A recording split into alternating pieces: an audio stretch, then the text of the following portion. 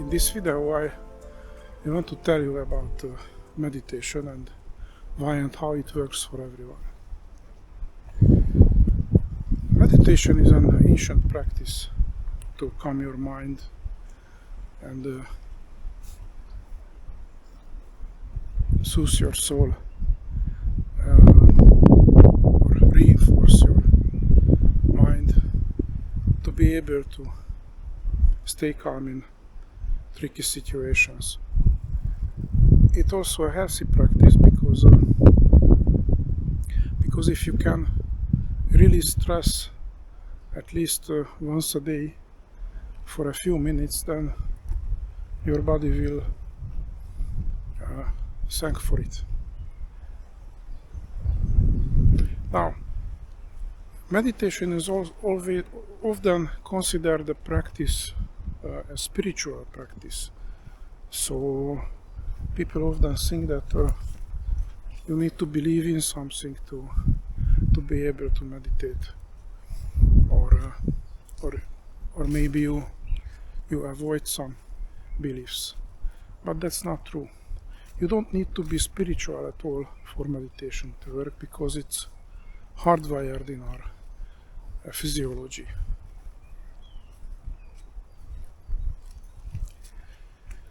We have a mind built for survival. It is constantly looking for dangers and opportunities, and to be able to do so, it always jumps from one thing to another. You always turn your attention to one thing to another, and to prepare for action, your body switches between modes of operations. These reactions, this switching is called affects in affect theory, which describe in a concise model how our emotions work. Now, why we can't just pay attention to several things at once?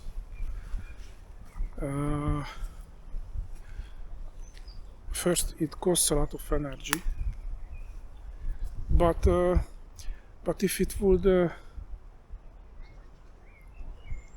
would help our survival, we would probably be able to do so. However, imagine you have an army with two commanders, and maybe they have time to discuss things. So in moderate situations, it may even have some benefits, because you apply two minds for the same problem. They can analyze things parallel to each other more quickly. They can share tasks, but at the end of the day, you need to make a decision. And when times are tough, it could be a hard decision, and you may not have much time to make the decision. So when these two commanders starts to argue, then the battle is lost. Similarly, if you have 1 second to decide whether you fight or flight in a given situation, and you have two minds disputing the options at that moment, you may die within a second. Now, if you make a wrong decision, you may also die. But if you only have 1 second to make a decision, you have at least a 50% chance if you make the decision quickly. So that's why our mind is designed to focus on one thing at a time, and instead of paying attention to a lot of things, just turning your focus to the last thing your body evaluated as something that worth your attention.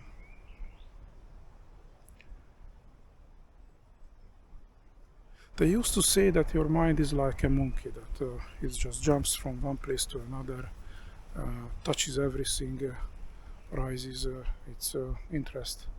So this is a common metaphor for how our mind works. Another metaphor is the torchlight in a dark room. You have one torchlight with a quite strong light, but if you hear some noise, then you need to turn the torchlight to that direction, and then you cannot light the other corner of the room. So you may need to turn the torchlight to another corner if you hear another noise. That's what we do all day long with our mind in our daily life. And that's what causes most of our stress. Another thing causing stress is that you may not be in danger, but you want to complete a task and you try to focus your attention strongly, and that consumes a lot of energy also. So that's why we have these modes of operation, switching from one mode of operation to another, depending on the last trigger, depending on the last event in your environment, which required your focus. And these are very fast. Affects are our first reactions. These are very fast and often unconscious, because maybe it takes half a second to switch from one mode of operation to another, just because you first hear a noise, then you realize that that is music, so there is no danger. Then you find some, maybe a fruit in a forest like this, and you think that you should take that fruit and try it. Then you meet a friend. So these are all events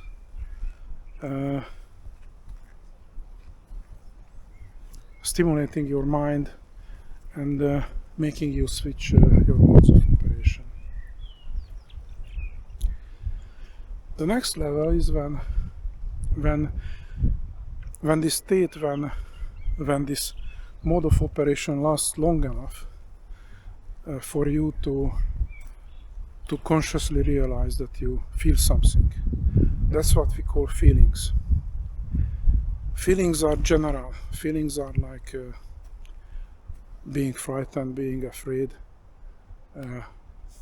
being joyful, being angry, feeling motivated, rise, excited. These are general feelings. They don't really have meaning for you until your memory kicks in. And then when your memory provides background for this meaning, for these feelings, and you start to remember similar situations when you felt the same, and your mind, with the aid of your memory, provides background for your current feelings, then that's what we call emotion. Emotions come and go unless you ponder on them for some reason, because they are too touching, or maybe because you are lucky enough to have a great day and you just stay joyful for several hours. When an emotion stays with you for a long period of time, then we call that mood. So our mind constantly switching from one mode of operation to another.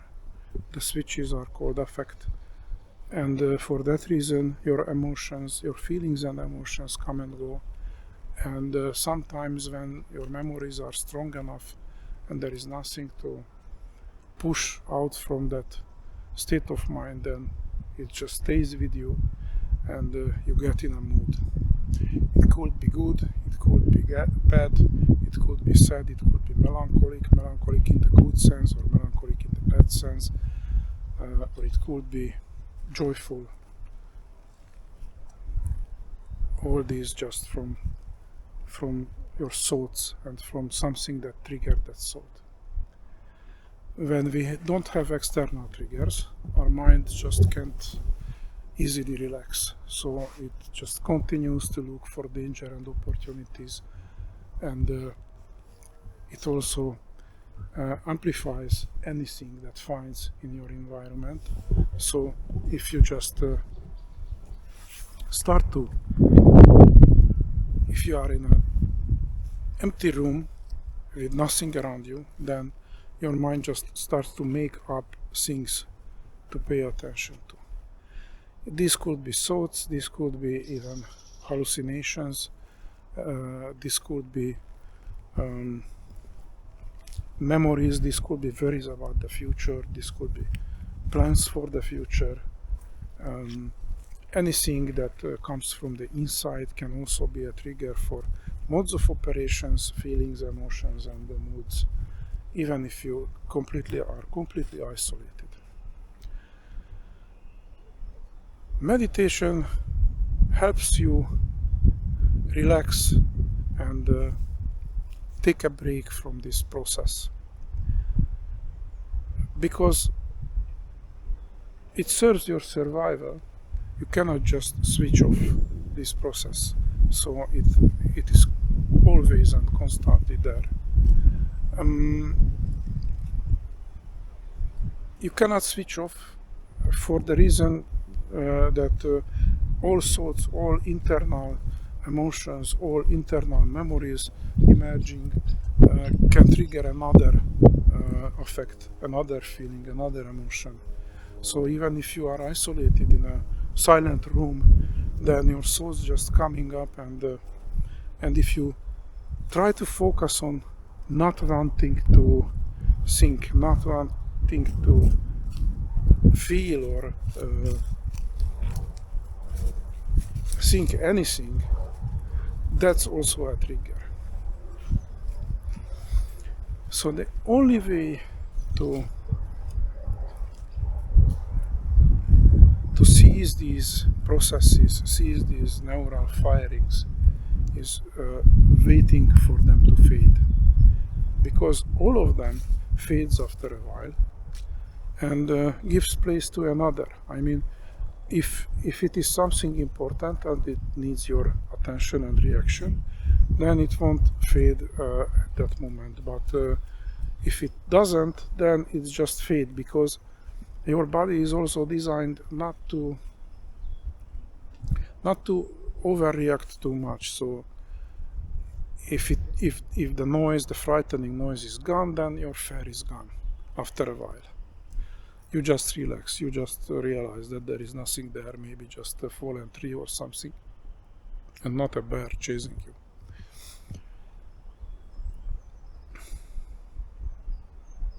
So the only way to get rid of these processes and neural firings and this constant jumping from one feeling to another, one emotion to another, is waiting for them to cease, waiting for them to fade away.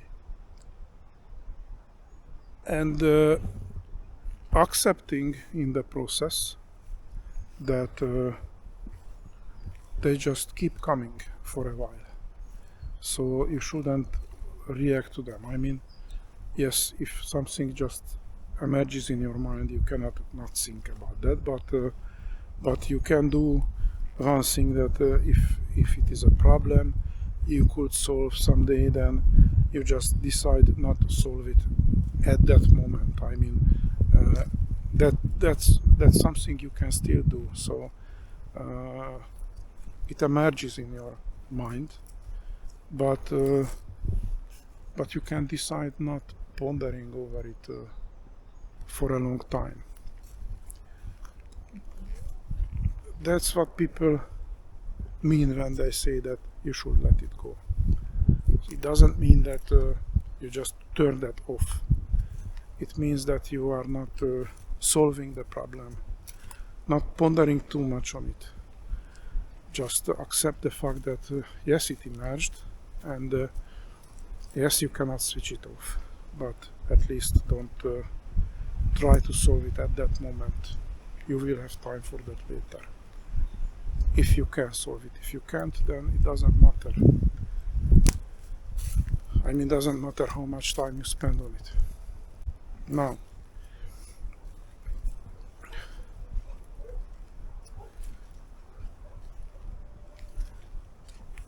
how to let them fade? First of all, you try to isolate yourself from new triggers, meaning that you find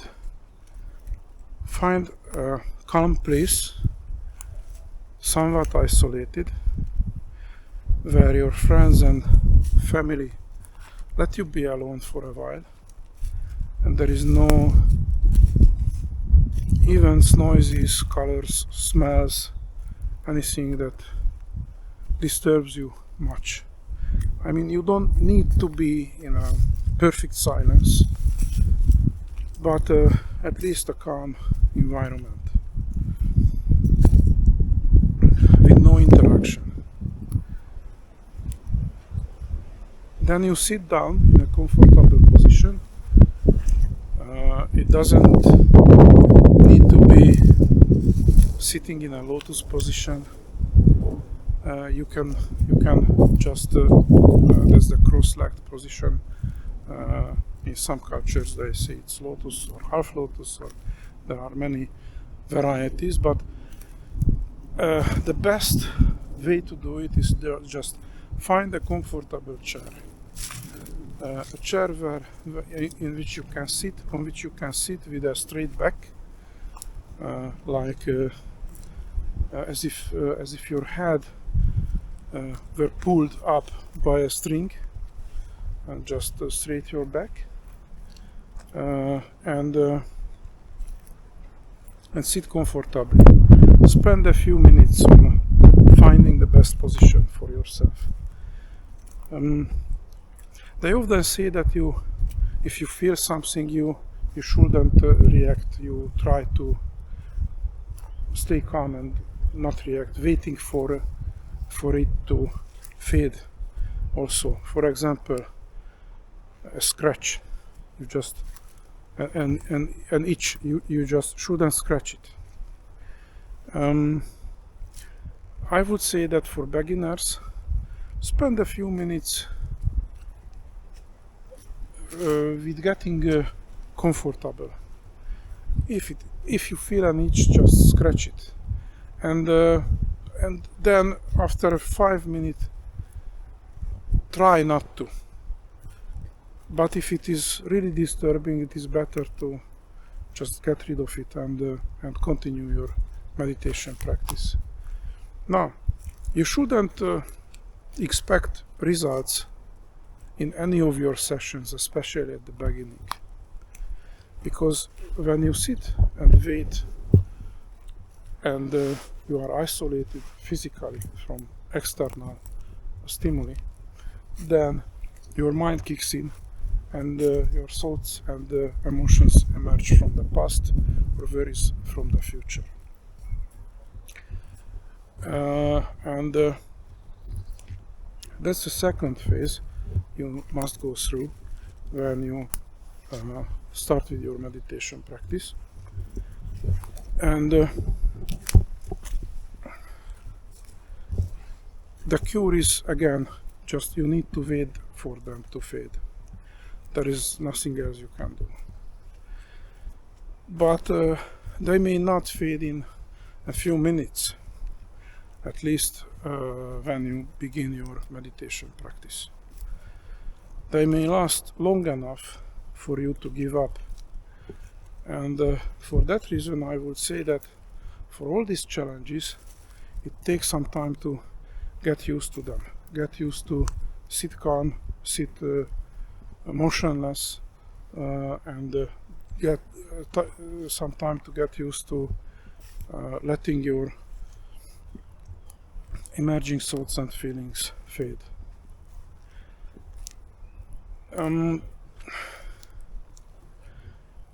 Of course, you can sit down for an hour and wait for the miraculous awakening, but I think that you only get disappointment. So what I recommend is trying to meditate for 15 minutes a day, every day, and you can even stop it at 5 minutes in the first few days, just like putting your hand or feet in cold water before you decide to get in for a good swim, and make this consistent. So do it every day. After a few weeks, you may be lucky, it could come after a few days, but it is rather after a few weeks, not many weeks, but maybe 2 or 3 weeks, you will experience calmness first. You will experience longer breaks between emerging thoughts, and after a while you will what we call, you will slide into the gap. The gap is the experience when you really don't think about anything, really don't feel anything except some kind of blissful joy. Now, why joy? Because joy is also an affect.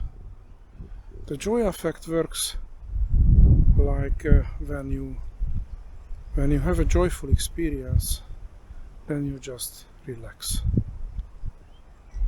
That's actually the joy effect. So when you are able to turn off, let all these triggers, emotions, feelings fade, you actually evoke the joy effect. You actually switch on your joyful state. So not only relaxed, but also joyful. Now a gap is a little more, because it is a kind of perfect joy, not euphoric, but I would say blissful. Because for a few moments you just feel and think nothing. But because of this calmness, you feel joy. When you first slide in the gap, you just realize it afterward, because realizing it is already a reflection, and it triggers a feeling or thought. So you just realize afterwards that, okay, this was it. At first they will not come often. They will not come every day. Maybe you need to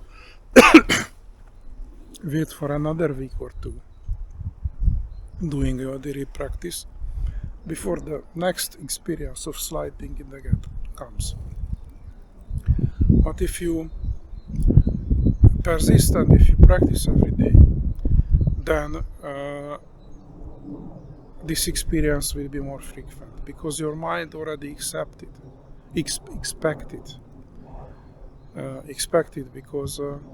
because you experienced it. Now you believe it, that it's possible, and then as you practice and as it occurs more often, then you start to expect it. You start to believe that it is not only possible, but it is not only possible by chance, but also possible by staying persistent and doing your daily practice.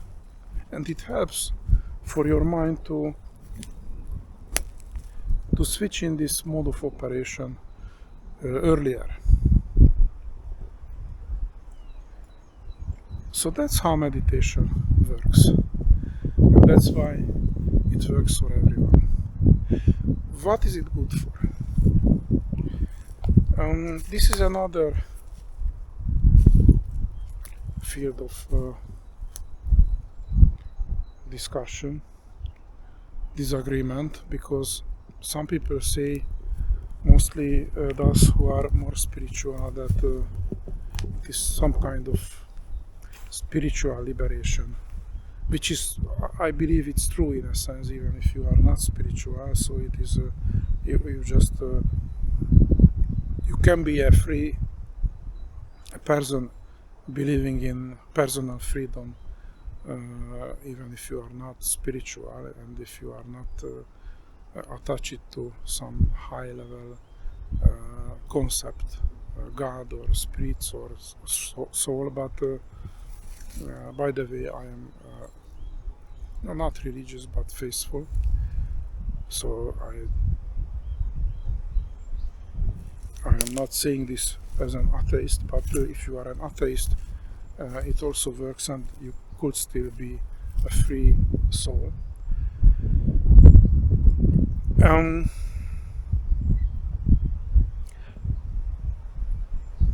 The other end of the spectrum is saying that basically meditation is only meant for relaxation and nothing else. I think the truth is somewhere in between. Meditation will not do miracles. Meditation will not solve your problems. It just refuels your mind by letting it relax on a daily basis, on a regular basis for a few minutes, and helps you understand your biases, your unnecessary fears, and maybe unjustified hopes,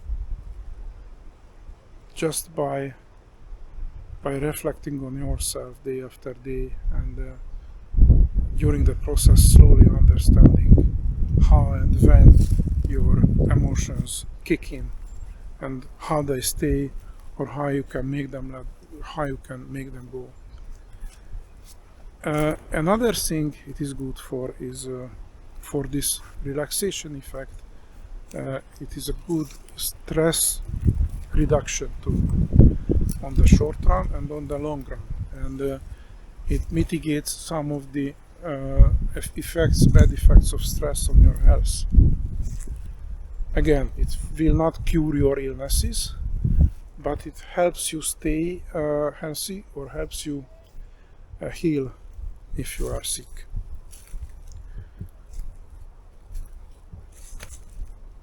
And another benefit is that as you understand yourself better, you will start to understand other people better, because their emotional reactions, their affect systems, their emotions, their feelings, their moods work the same. So as you understand yourself better, and you learn the meaning, the underlying meaning of your reactions, and you learn to make the difference between something justified and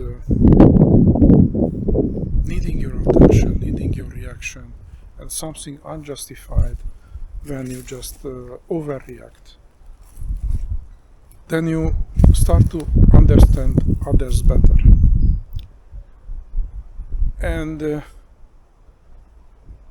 you can make better decisions in your daily interactions with other people. I mean, of course, you can't change them, and your affects will still kick in, so it doesn't mean you will never be angry again. And maybe it wouldn't even be a great thing for you, because sometimes your anger helps you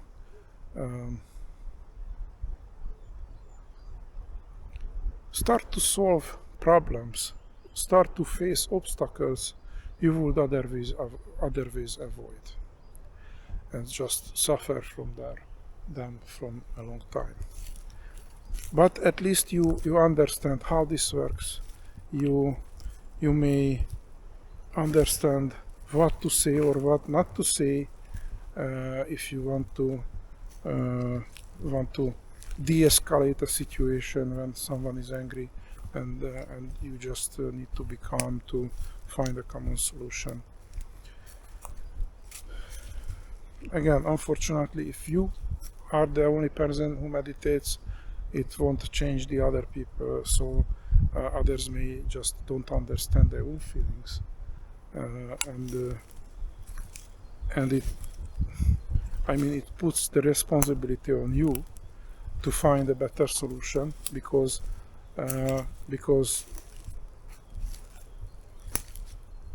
your partner in the problem, your counterpart, your maybe adversary, will not be able to do so.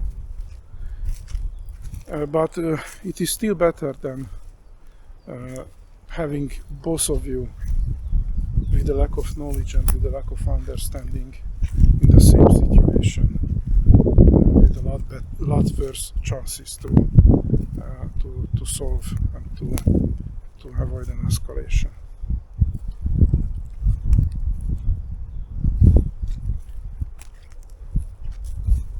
So basically that is how meditation works, and how it works for everyone, and why it works for everyone, and these are some key benefits. And if you practice long enough, and you can reliably count on sliding in the gap in most of your sessions, then this experience itself will worth it. Have a good day, and oh, I almost forgot. I just wanted to say that have a good day and start your meditation practice today, but if you want to start and don't know how to start, and maybe my speech, this little speech in this video was a little messy, because I am not a native English speaker, and there are a lot of things I need to pay attention here in a forest, not to fall in a branch or bump in a tree, and handling the camera, and I just starting with these YouTube videos, so maybe it was less understandable than less sensible than I want it to be. Then I have a book titled Getting Started with Meditation. This is about 40 pages, and it is about a recipe. It is a recipe for good meditation practice, and believe me, I write better than I speak, because I write on a daily basis on my work, and I also have more time to correct my mistakes and think about what I want to say when I write a book than when I am making videos and walking in a forest. And a print copy can be purchased from Amazon, but the electronic version is available from my website. I will provide a link below the video, but it is www.tomrozsas.com. Tom Rozsas is TOMROZSAS, but I just write it down.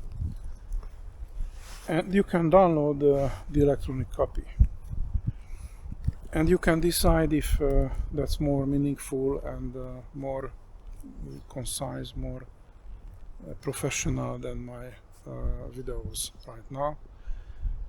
And if you like the book, and if you want to learn more about affects, feelings, emotions, meditation, ways to expand your meditation practice, because in this little book I only show you a safe practice which works, but I don't provide much explanation. Then I have another book titled Meditation Creating Space. That's not free, but not expensive as well. You can find it in electronic and paperback on Amazon, and I will provide the links below the video for both books on my website and on my on Amazon, where you can purchase them.